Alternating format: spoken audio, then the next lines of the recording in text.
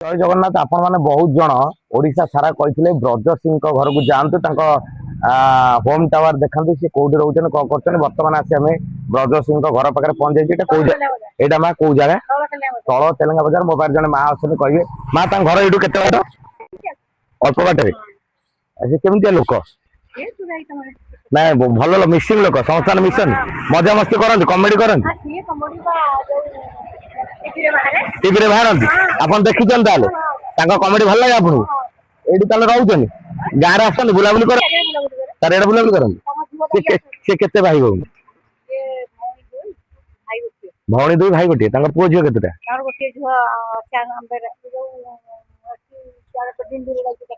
ଓହୋ, ଏଇନା ବର୍ତ୍ତମାନ ଗଲେ ସେ ଥିବେ ଘରେ? ଏବେ ଚାଲନ୍ତୁ ମାଉସୀ କହିଲେ ଦେଖିବା ଏଇନା ବ୍ରଜ ସିଂ ଘରେ ଅଛନ୍ତି ନା ନାହିଁ, ଆଉ ତାଙ୍କ ଘର କୋଉଠି, କେମିତିକା ହୋମ ଟାୱାର ସବୁ ଦେଖେଇବି। ଆଜିକାଲି ଓଡିଶାର ସୁନାମଧନ୍ୟ ହାସ୍ୟ ଅଭିନେତା ବ୍ରଜ ସିଂଙ୍କ ଘରେ ମୋ ବ୍ୟାକଗ୍ରାଉଣ୍ଡରେ ଅଛି ତାଙ୍କ ଘର ଦେଖନ୍ତୁ। ଇଏ ହଉଛି ତେଲେଙ୍ଗା ବଜାର ରଘୁନାଥ ମନ୍ଦିର ପାଖରେ ହିଁ ବ୍ରଜ ସିଂଙ୍କ ଘର। କେତେ ବଡ ହୋମ ଟାୱାର ବର୍ତ୍ତମାନ ଦେଖନ୍ତୁ, ବ୍ୟାକ୍ କ୍ୟାମେରାରେ ଆପଣଙ୍କୁ ସବୁ କିଛି ଦେଖଉଛି।